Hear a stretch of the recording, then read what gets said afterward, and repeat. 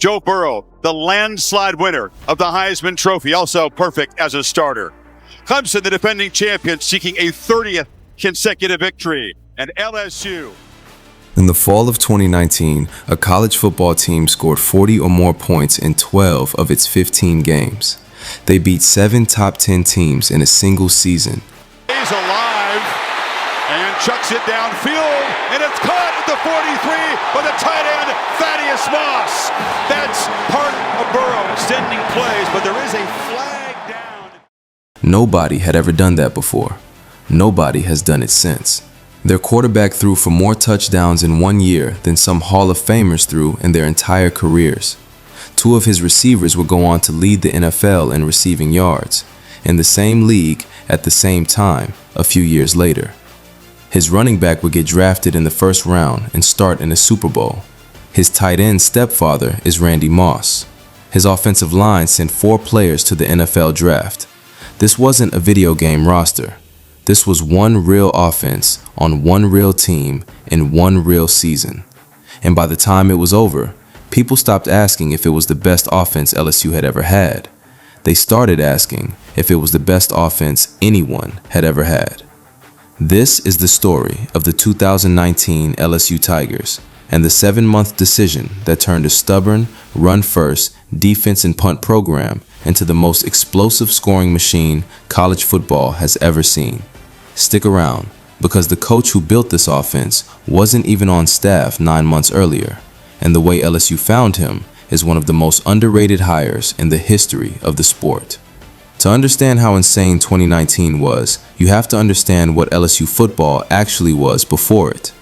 For over a decade, LSU had built its identity on defense, running backs, and grinding out 17-14 wins in the mud.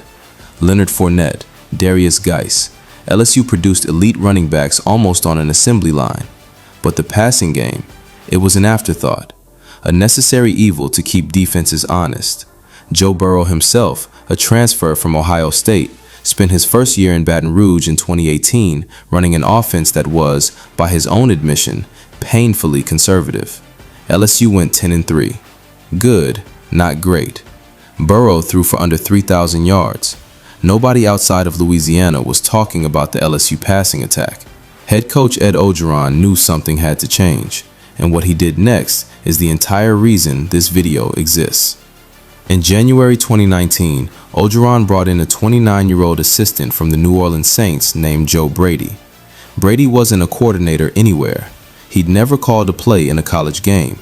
He was, essentially, a low-level offensive quality control coach who had spent his time around Drew Brees and Sean Payton, absorbing how the modern NFL spread teams out and attack space.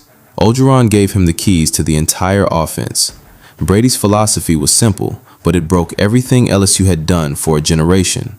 Spread the formation, get the ball to playmakers in space, and let Joe Burrow read the defense pre-snap instead of just handing the ball off and hoping. They installed what people now just call the Joe Brady offense. Heavy use of run-pass options, motion before the snap to identify coverage, and a devastating amount of talent lined up to catch the football. The results were immediate. In the season opener against Georgia Southern, Burrow looked like a different quarterback. By week 3 against Texas, LSU won a shootout 45-38, and it was clear. This wasn't a tweak. This was a total offensive transformation.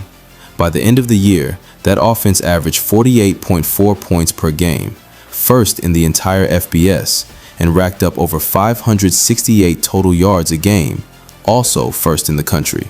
For historical context, that scoring average isn't just good for a season.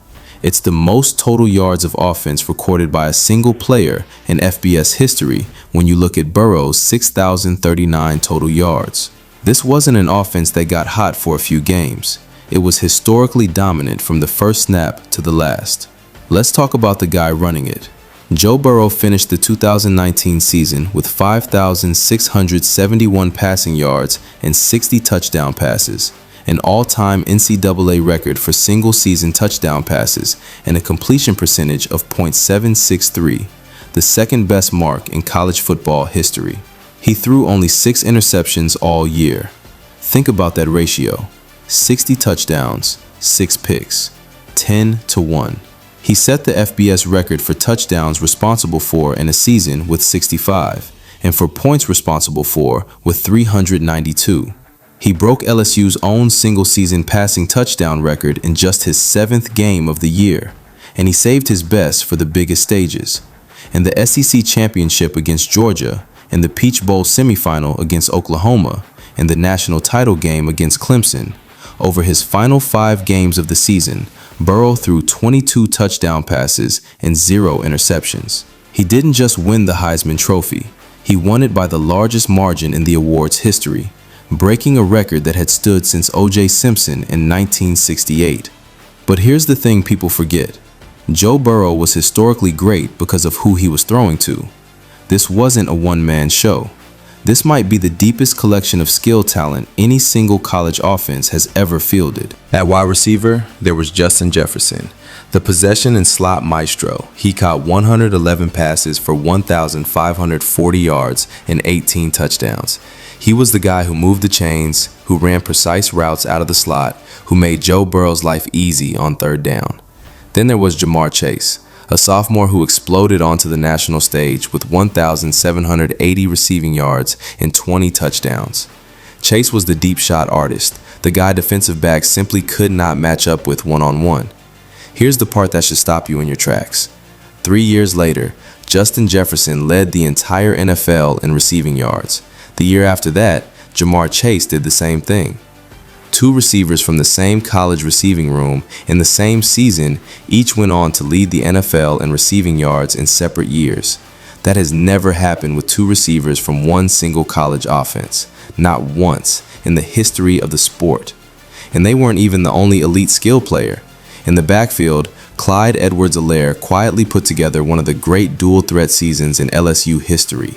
1,414 rushing yards and 453 receiving yards on 55 receptions, a school record for catches by a running back. He was the release valve, the guy who made defenses pay for loading up on Chase and Jefferson, and he'd go on to be a first-round pick who started for the Kansas City Chiefs in a Super Bowl run the very next season. At tight end, Thaddeus Moss, son of NFL legend Randy Moss, gave Burrow another dangerous option in the red zone. And none of this works without the 5 guys up front, an offensive line that gave Burrow enough time to consistently pick apart defenses that knew exactly what was coming and still couldn't stop it. Put it together and you get a unit where the quarterback, both starting outside receivers, and the starting running back all became first-round caliber or all-pro level professionals. That level of concentrated talent, peaking in the exact same season, is what separates this offense from every other great offense in college football history. Talent alone doesn't make history. LSU had to prove it against the best competition college football could throw at them, and they didn't just survive it, they steamrolled it.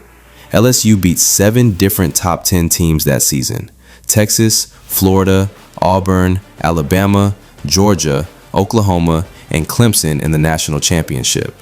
The Alabama game ended an 8-game losing streak to the Crimson Tide, with Burrow throwing for 393 yards and 3 touchdowns. Then came the Peach Bowl against Oklahoma, a rematch of styles that had been building all season. Burrow threw for 7 touchdowns in a single half, an FBS record, on his way to a 63-28 demolition. And in the national championship against Clemson, the defending champions, LSU trailed 17-7 early. Burrow and that offense simply refused to lose, ripping off 21 unanswered points and cruising to a 42-25 victory to finish the season 15-0.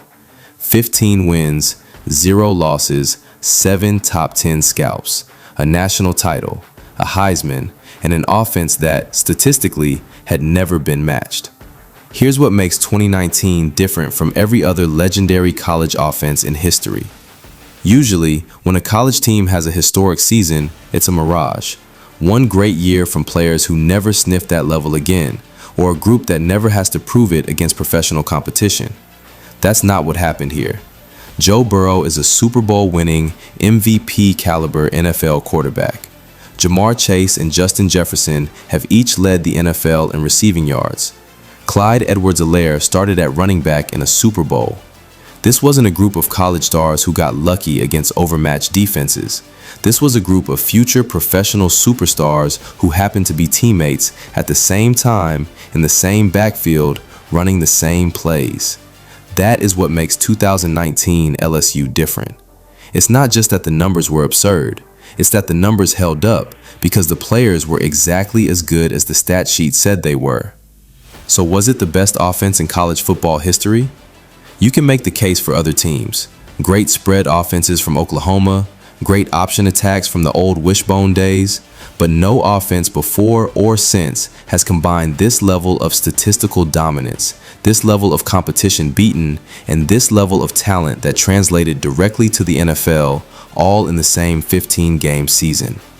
Joe Brady spent 7 months building it. Joe Burrow, Jamar Chase, Justin Jefferson, and Clyde Edwards-Helaire spent 1 season proving it was unstoppable. If you think there's a better one, drop it in the comments and let's argue about it. And if you want the next breakdown like this one, subscribe, because we're not done digging into the greatest teams college football has ever seen.